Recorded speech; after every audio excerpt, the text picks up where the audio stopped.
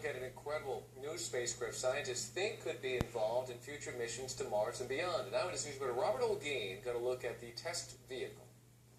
Getting something to the surface of Mars isn't easy. In the past, NASA scientists have used a combination of parachutes and protective airbags to get small rovers down safely.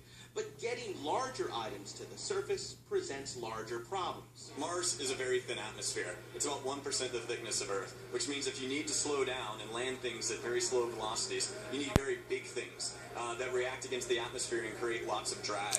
Enter the low-density Supersonic Decelerator.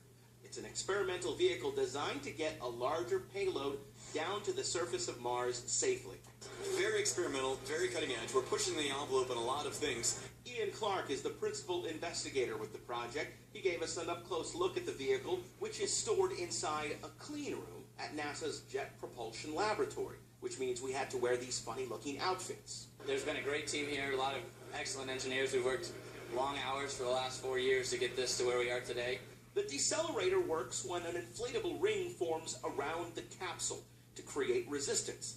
Then an enormous parachute would help slow the descent. The technologies we're developing are 2 new flavors of inflatable decelerators that are used at about 4 times the speed of sound in a giant parachute. So essentially, think of this test vehicle as a way to hit the brakes as you're entering the atmosphere of Mars. Some of these technologies have never been used before, and scientists say that's what makes this so exciting. When we inflate this, that'll be the biggest thing inflated at those conditions ever.